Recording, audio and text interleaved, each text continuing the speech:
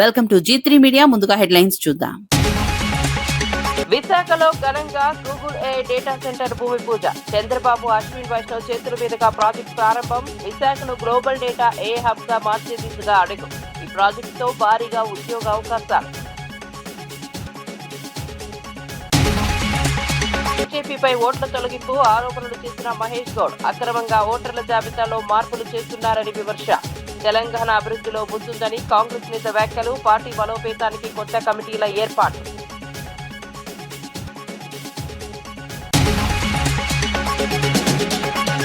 Phone hacking ఆరోపణలతో సంచలనం రేపిన Harish Rao. BRS నేతల ఫోన్లు హ్యాక్ చేస్తున్నారన్న ఆరోపణలు. ప్రైవేట్ హ్యాకర్లను ఉపయోగిస్తున్నారని తీవ్ర విమర్శలు. సాక్ష్యాలు ఉన్నాయని సమయం వచ్చినప్పుడు బయట పెడతామన్న హెచ్చరిక. ఇళ్ల పట్టాలను ఎవరూ రద్దు చేయలేరన్న పేర్ని నాని. జగన్ తిరిగి వచ్చి ఇళ్ల నిర్మాణం పూర్తి చేస్తారన్న వ్యాఖ్యలు. ప్రజలు పట్టాలను అమ్ముకోవద్దని వైసీపీ నేత సూచనలు. ఇళ్ల అంశంపై రాజకీయంగా చర్చకు దారితీసిన వ్యాఖ్యలు.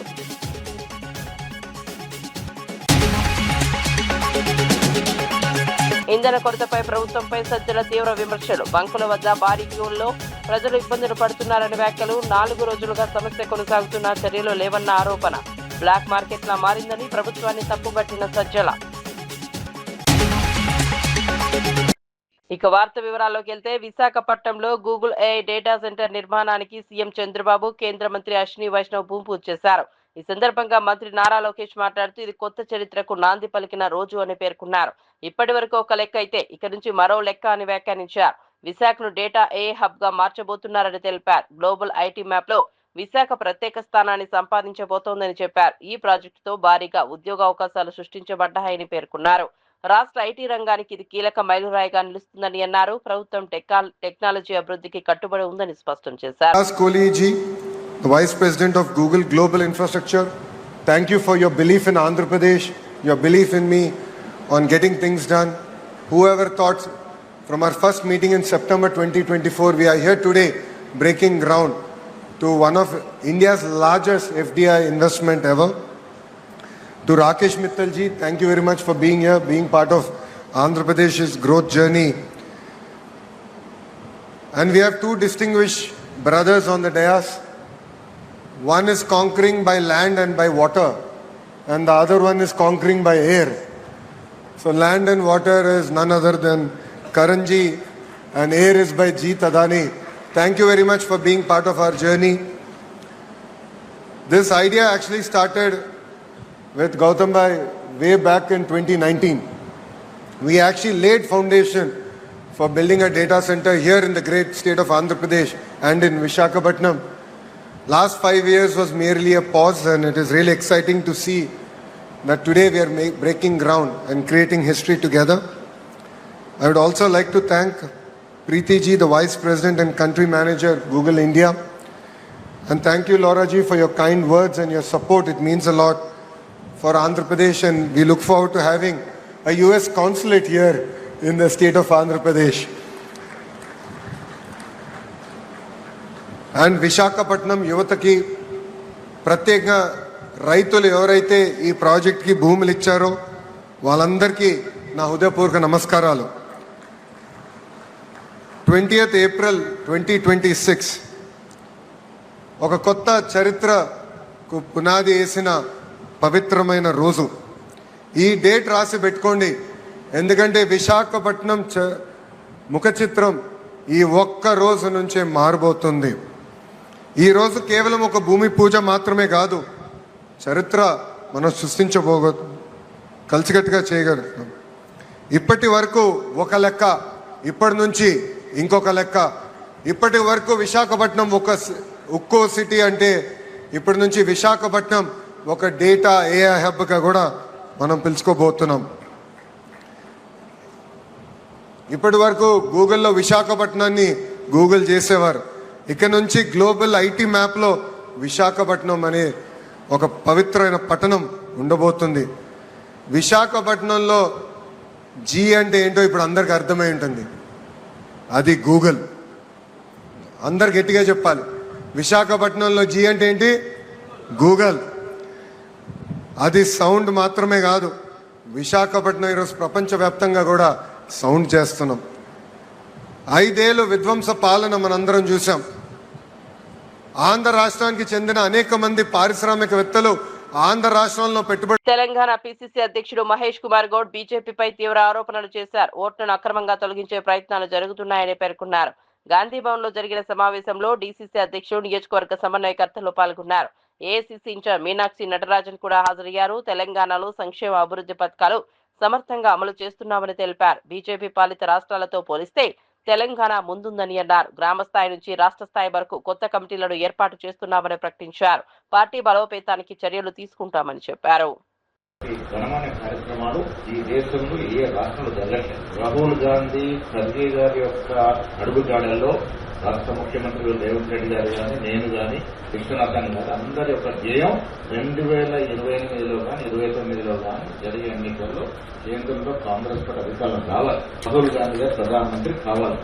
విదేశీ పెట్టుబడులు గ్లోబల్ సమ్మిట్ ద్వారా 5,78,000 కోట్ల విదేశీ మన రాష్ట్రంలో ఒకవైపు సంక్షేమం, ఒకటి అభివృద్ధి జరుగుతుంది. కాబట్టి డెఫినెట్ గా మన అధికారుల కోసం. జిల్లా వెల్దుర్తి మండలం కుకునూరు గ్రామంలో ఇందిరమ్మ ఇళ్ల ప్రారంభోత్సవం ఘనంగా జరిగింది. కాంగ్రెస్ పార్టీ ఇన్ఛార్జ్ ఆవుల రాజిరెడ్డి ఇళ్లను ప్రారంభించారు. నూతన గృహప్రవేశం చేసిన లబ్ధిదారులను అభినందించారు. నిరుపేదల సొంతింటి కల నెరవేర్చిన ఘనత సీఎం రేవంత్ రెడ్డిదేనని పేర్కొన్నారు. గత ప్రభుత్వం డబుల్ బెడ్రూమ్ ఇళ్ల పేరిట ప్రజలను మోసం చేసిందని విమర్శించారు. ఏర్పడక ముందు, తెలంగాణ ఏర్పడిన తర్వాత, తెలంగాణ ఏర్పడక ముందు మరి మన తెలంగాణ రాష్ట్రం ఆంధ్రోళ్ల చేతిలో నష్టపోయిందని ఎంతో ప్రగల్భాలు పలికి మన తెలంగాణను మనం పాలించుకుంటే మన బీద ప్రజలకు ఎన్నో చేయొచ్చని చెప్పి కళ్ళబొల్లి కబుర్లు మరి మీకు అందరికీ తెలుసు కేసీఆర్ గారు చెప్పడం జరిగింది. తర్వాత జరిగిన పరిణామాల్లో 10 సంవత్సరాల్లో కుక్కునూరే కాదు, ఏ తెలంగాణ పల్లెలో కానీ, ఏ పేదరికంలో మగ్గుతున్నటువంటి వారికి ఎలాంటి న్యాయం జరగలేదు. ప్రగల్భాలు పలికిరు. అల్లుడ సేడు ఉంటాడు, మేకలేడ కట్టేస్తాం, గొర్రెలేడ కట్టేస్తాం, గోదలేడ కట్టేస్తాం, మనకి వాళ్ళు ఇచ్చిన ఇందిరమ్మ ఇంట్లో ఇండ్ల మనం డబుల్ బెడ్రూమ్లు ఇద్దామని ప్రగల్భాలు పలికిండా లేదా? పలికి మరి ఎందుకు ఫెయిల్ అయ్యిండు అంటే కారణం ఒక్కటి, అధికార దుర్వినియోగం చేసిరు, అక్రమంగా ఆస్తులు సంపాదించారు, కాళేశ్వరం పేట మీద కోట్లు కుమ్మరి కొల్లగొట్టిరు. ఇవన్నీ చెప్పితే ఇవన్నీ నమ్మే ప్రజలు వాళ్ళని తిరస్కరించి మరి రేవంత్ రెడ్డి గారి నాయకత్వంలో ప్రజాపాలన ప్రభుత్వాన్ని మనకు అందించారు. మనం వచ్చినప్పుడు మరి ఎన్ని లక్షల కోట్లు అప్పు చేసిరో సవిరంగా మన సాక్షాత్ మన ముఖ్యమంత్రి రేవంత్ రెడ్డి గారు అన్ని నివేదికలు ముందు పెట్టిండు. ప్రజలను అడిగిండు, ఈ పరిస్థితిలో ఉన్నాం, ఇంత అప్పు కడుతున్నాం, ఇంత మిత్తి కడుతున్నాం, మనకు వస్తుంది ఇది, ఇళ్ళకెళ్ళి ఎట్లా ఖర్చు పెడుతున్నాం అనే విషయాన్ని కూడా చెప్పడం జరిగింది.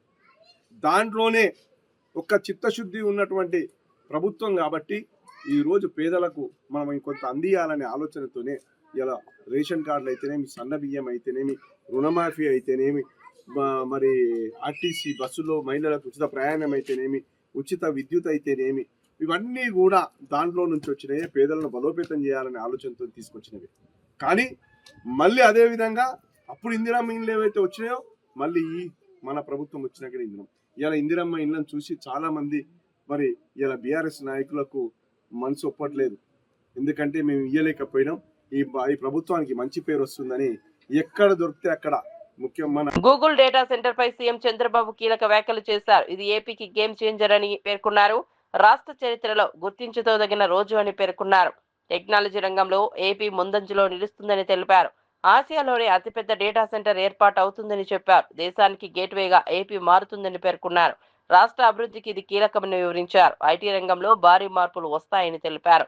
ఈ ప్రాజెక్ట్ రాష్ట్ర భవిష్యత్తును మార్చబోతోందని అన్నారు. Visakhapatnam people are very good, very cooperative, very positive attitude. So that is another biggest andarni preminche manasatvam undedi ikkada prajaanikaniki.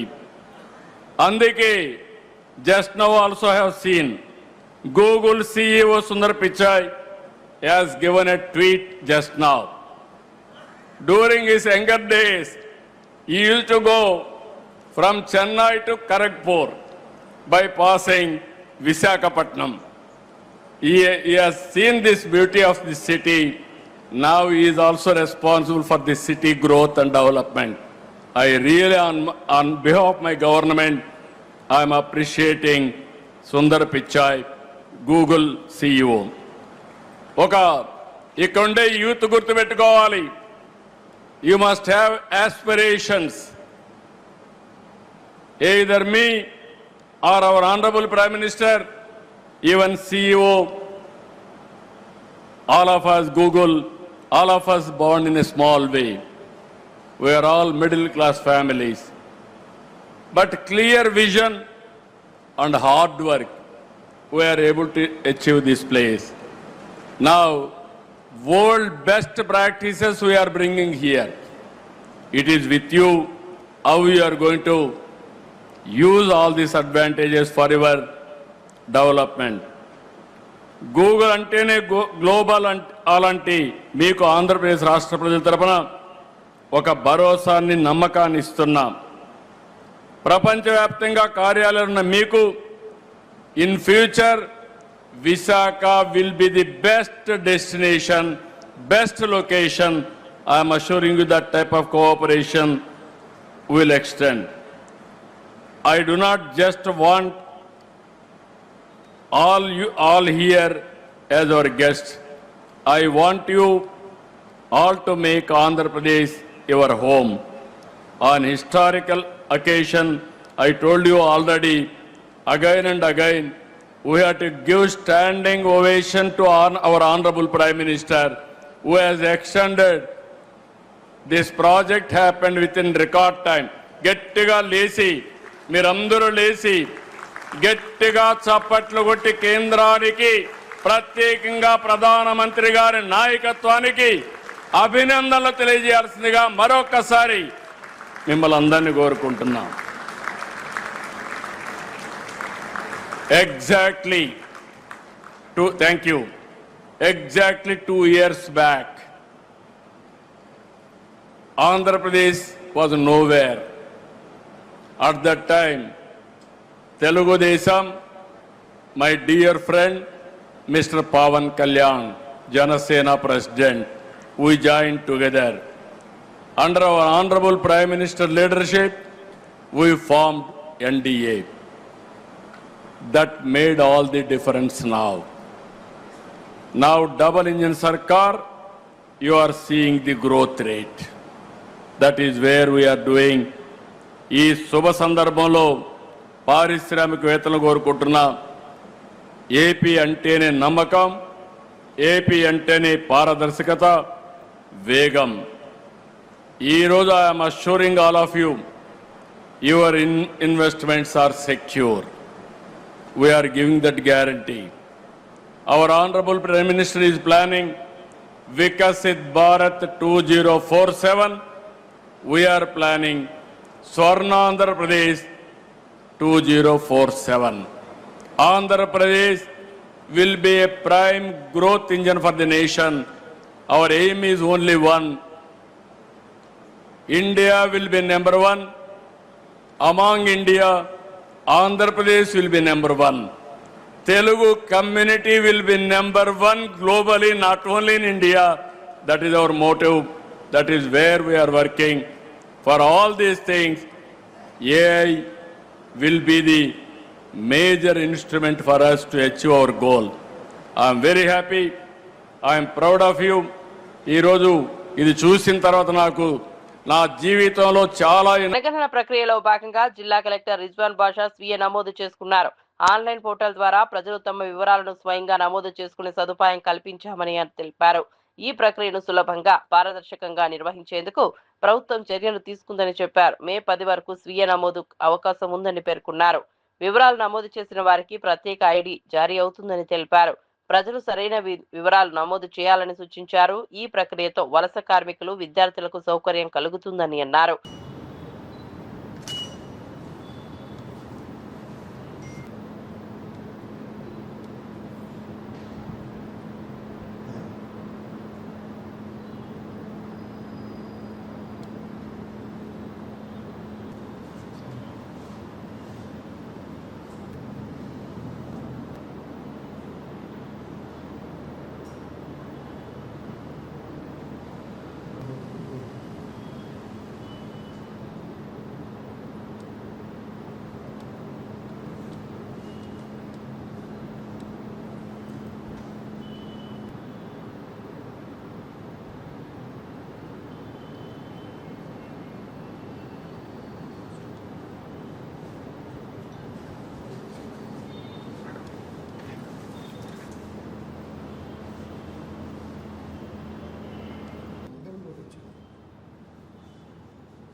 BRS MLA Harish Rao సంచలన ఆరోపణలు చేశారు. కొంతమంది ఐపీఎస్ అధికారులు ప్రైవేట్ హ్యాకర్లను ఉపయోగించి బీఆర్ఎస్ నాయకుల ఫోన్లు, సీసీ కెమెరాలను హ్యాక్ చేస్తున్నారని అన్నారు.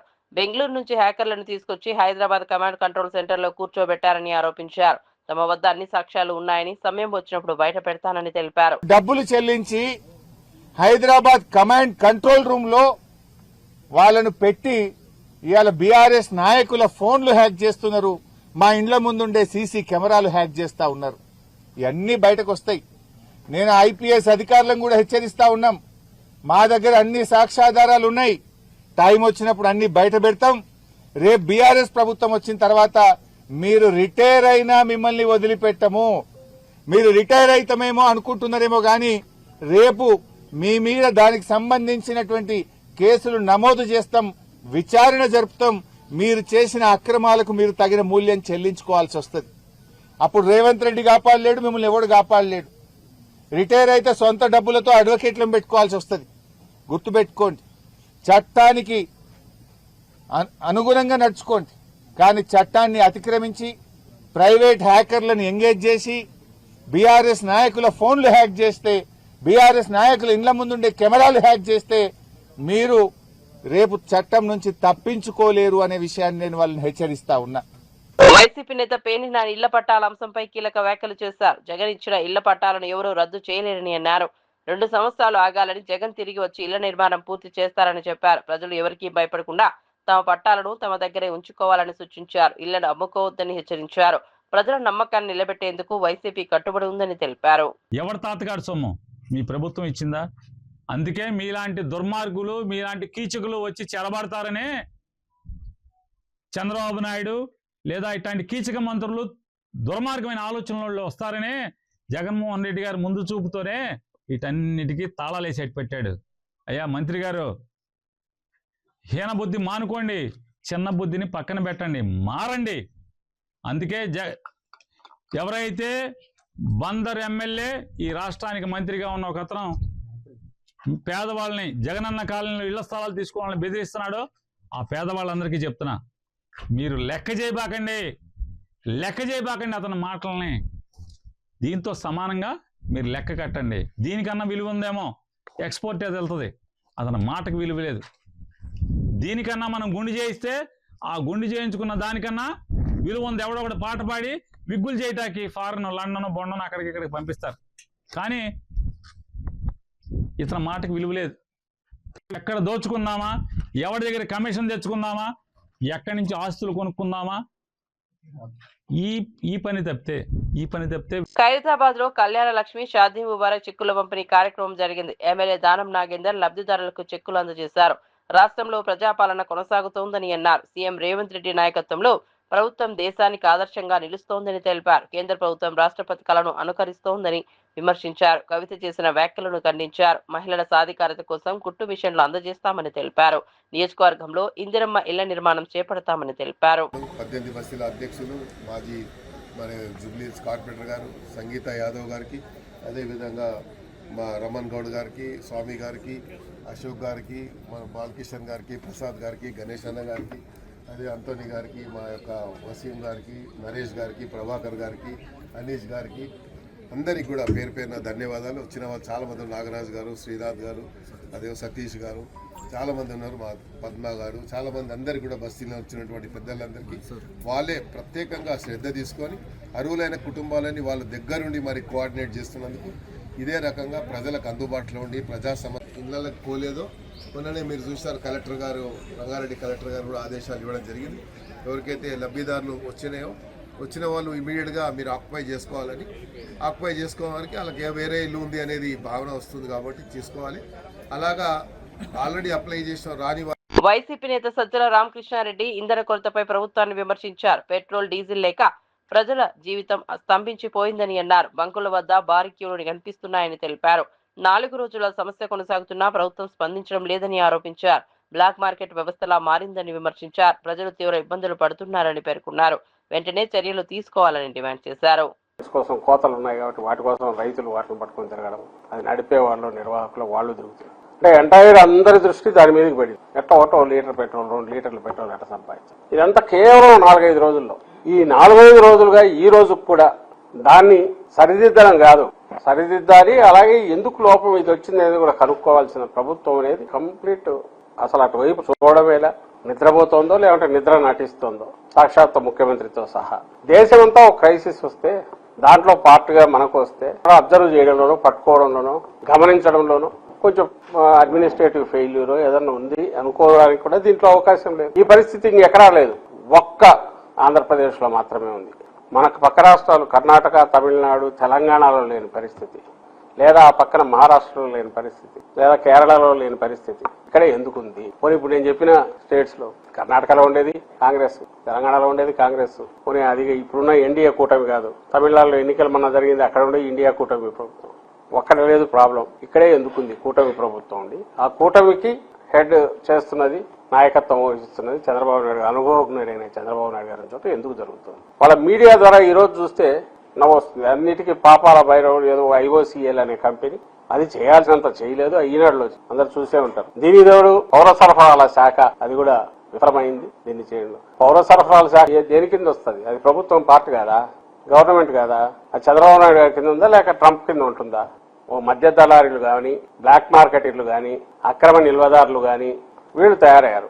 వీళ్ళకి ఫైనాన్స్ చేసేవాళ్ళు వాటి నుంచి తయారైన దాన్ని మళ్ళీ పంచుకోవడానికి అవసరమైన సిస్టమ్ తయారయ్యాయి.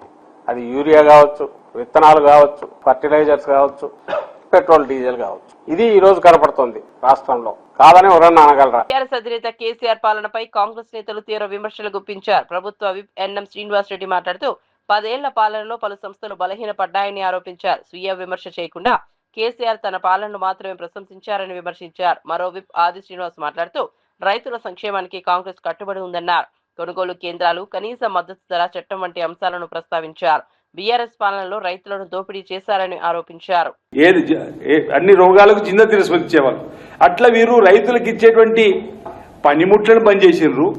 వడగండ్ల వాళ్ళు నష్టపోయి, అతివృష్టి అనావృష్టి నష్టపోయినటువంటి వారికి ఇచ్చేటువంటి నష్టపరిహారం ఇవ్వకుండా ఒక రైతు బంధు ఇచ్చారు. కానీ మనం వచ్చిన తర్వాత రైతు భరోసాను 12,000 ఇచ్చడంతో పాటు ఈరోజు పనిముట్లను మళ్ళీ యథావిధిగా రైతులకు ఇచ్చే ప్రయత్నం చేస్తున్నాం. సబ్సిడీ పైప్ లైన్లు ఇచ్చే ప్రయత్నం చేస్తున్నాం.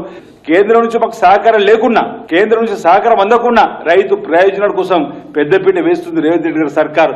ఇందుకోసమా మీరు ఈరోజు వరంగల్లో రైతుల కోసం సభ పెడతారని చెప్పండి. సరే, మీరు రైతు సభ పెట్టుకుంటే మీరు అనొచ్చు, మా ప్రభుత్వ హయాంలో మీ రైతులకు మేలు చేయలేకపోయినాం. ఇదే వరంగల్లో రాహుల్ గాంధీ గారు వచ్చిన రేవంత్ రెడ్డి విసి ప్రెసిడెంట్ గా ఉండి ఆ తర్వాత ముఖ్యమంత్రి అనేక కార్యక్రమాలు మీకు అమలు చేస్తున్నారు. అందుకు ఆ ప్రభుత్వం ధన్యవాదాలు చెప్పండి. మీరు చేసినటువంటి కార్యక్రమాలు 10 ఏళ్లలో రైతుల గురించి మేము పట్టించుకోవడానికి మండించేందుకు చెప్తే ప్రజలు కనీసం మేము గుర్తిస్తారు. ఇప్పటికీ 2 ఏళ్ల 5 మాసాలు అయి ప్రభుత్వం పడిపోయినా పోస్ట్ మార్టం చేసుకుంటలేరు. ఇంకా ఈ అహంకారంతో మళ్ళీ అధికారులకు వస్తున్నారు. అదే యావ తప్ప వాళ్ళ మాటలు ఎక్కడ కూడా ప్రజలు కష్టాలు ఉంటే కనిపించాలని ఆలోచన లేదు. హైదరాబాద్ చంపాపేట్ ఐఎస్ సదన్ ప్రాంతాల్లో ఇంధన కొరత తీవ్రంగా కనిపిస్తోంది. పెట్రోల్ బంకుల వద్ద వాహనదారులు భారీగా క్యూలో నిలబడుతున్నారు. అరాకొర నిల్వల కారణంగా గంటల తరబడి వేచి ఉండాల్సి వస్తోంది. ప్రజలు తీవ్ర ఇబ్బందులు ఎదుర్కొంటున్నారు. ఇంధన సరఫరాపై స్పష్టత లేక ఆందోళన పెరుగుతోంది. కొన్ని చోట్ల నో స్టాక్ బాటిల్ కూడా కనిపిస్తున్నాయి. ట్రాఫిక్ అంతరాయం కలుగుతోంది. అధికారులు పరిస్థితిని సమీక్షిస్తున్నారని సమాచారం. ప్రజలు త్వరితగతిన సమస్య పరిష్కరించాలని కోరుతున్నారు. నగరంలో ఇంధన పరిస్థితిపై చర్చ మొదలైంది. టీఆర్ఎస్ పార్టీ ఆవిర్భావ వేడుకలు లండన్ లో ఘనంగా నిర్వహించారు. ఎన్ఆర్ఐ బీఆర్ఎస్ యూకే ఆధ్వర్యంలో కార్యక్రమం జరిగింది. పార్టీ జెండాను ఆవిష్కరించి అమరవీరులకు నివాళులర్పించారు. తెలంగాణ నినాదాలతో కార్యక్రమం మారుమోగింది. ఎన్ఆర్ఐలు పెద్ద సంఖ్యలో పాల్గొన్నారు. పలువురు కొత్తగా పార్టీలో చేరారు. కేసీఆర్, కేటీఆర్ నాయకత్వంలో పనిచేయాలనే సంకల్పం వ్యక్తం చేశారు. తెలంగాణ అభివృద్ధిలో బీఆర్ఎస్ పాత్రను కొనియాడారు. పార్టీ బలోపేతానికి కృషి చేస్తామని తెలిపారు. ఈ వేడుకలు విదేశాల్లోనూ రాజకీయ చైతన్యాన్ని ప్రతిబింబించాయి. భారీ విజయంతో మళ్ళీ బీఆర్ఎస్ గెలవాలి, కేసీఆర్ సార్ని సీఎం చేసుకోవాలి. అదే ఒకటే నినాదంతో మేమందరం కూడా మీటింగ్ పెట్టుకొని ఇక్కడ 25 ఇయర్స్ సెలబ్రేషన్ కూడా చేసుకోవడం జరిగింది. జై తెలంగాణ.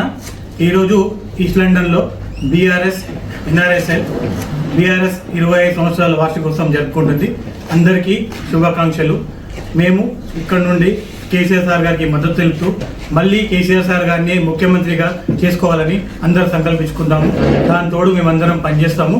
జై కేసీఆర్, జై బీఆర్ఎస్. सबसे पहले आप सबको बीआरएस का जो पार्टी फॉर्मेशन डे आज सिल्वर जुबली हो चुका है 25 ईयर्स, उसकी बहुत बहुत मुबारकबाद देता हूँ। इस जश्न को सेलिब्रेशन करने के लिए लंदन के चारों ओर से यहाँ पर ईस्ट लंदन में सब लोग हाजिर हुए हैं। उनका मैं बहुत बहुत शुक्रिया अदा करता हूँ। जो जोश और ये था जज्बा था 2001 में, तो आज भी वही जोश है, वही जज्बा है, वही ताकत है, वही हिम्मत है। आप सबको, जितने भी दुनिया के अंदर बीआरएस पार्टी को सपोर्ट करने वालों के लिए सबको उनको बहुत बहुत मुबारकबाद हो सिल्वर जुबली इसका। और आने वाला जो दौर है सिर्फ बीआरएस का है। मैं यहाँ से ये बात सबको बताना चाह रहा हूँ, बीआरएस ही आएगी और हमारा जो पूरा सपोर्ट है केसीआर सर के लिए रहेगा और केसीआर सर ही सीएम बनेंगे, चाहे कुछ भी हो जाए। जय बीआर, జై తెలంగాణ. ఈరోజు ఎన్ఆర్ఏ బీఆర్ఎస్ యూకే ఆధ్వర్యంలో 25వ వార్షికోత్సవం బీఆర్ఎస్ పార్టీ నిర్వహిస్తున్న సందర్భంగా ఈస్ట్ లండన్లో ఇక్కడ గౌరవనీయులు అనిల్ అన్న గారి ఆధ్వర్యంలో, అధ్యక్షత నవీన్ అన్న గారి ఆధ్వర్యంలో ఘనంగా జరపడం జరిగింది. ఈ సందర్భంగా ఏదైతే ప్రజల నుంచి పుట్టినటువంటి పార్టీ, ప్రజల కోసమే పనిచేస్తున్నటువంటి పార్టీ, ప్రజల వైపు ఉంటున్న పార్టీ బీఆర్ఎస్ పార్టీ అని మేమందరం ఈ సందర్భంగా తెలియజేసుకుంటూ, అదేవిధంగా ప్రపంచవ్యాప్తంగా అనేకమైనటువంటి బీఆర్ఎస్ సంస్థలు ఉన్నాయి, లైక్ బీఆర్ఎస్ వింగ్స్, వారందరికీ మరియు తెలంగాణ బిడ్డలందరికీ బీఆర్ఎస్ పార్టీ 25వ సంవత్సర వార్షికోత్సవ శుభాకాంక్షలు తెలియజేసుకుంటూ, వీకోటలో ఆంధ్రజ్యోతి జర్నలిస్ట్ జగన్మోహన్ రెడ్డి హత్య ఘటనపై మన్యం జిల్లాలో పార్వతీపురంలో జర్నలిస్టులు తీవ్ర ఆగ్రహం వ్యక్తం చేశారు. జిల్లా కేంద్రంలోని కలెక్టర్ కార్యాలయం వద్ద జర్నలిస్టు సంఘాలు ఏకమై నిరసన కార్యక్రమం నిర్వహించారు. అనంతరం కలెక్టర్ కు వినతి పత్రం అందజేశారు. ఈ సందర్భంగా జర్నలిస్ట్ నాయకులు మాట్లాడుతూ, వాకింగ్ కు వెళ్లిన సమయంలో వెంటాడి కత్తులతో దాడి చేసి దారుణంగా హత్య చేయడం తీవ్రంగా కలిసివేసిందన్నారు. జర్నలిస్టులు హత్య చేయబడిన దుండగులను వెంటనే అరెస్ట్ చేయాలని, అలాగే జర్నలిస్టులకి రక్షణ చట్టం కల్పించాలని, వారి కుటుంబాన్ని ప్రభుత్వం వెంటనే ఆదుకోవాలని పార్వతీపురం జర్నలిస్టుల తరఫున మేము డిమాండ్ చేస్తున్నాం.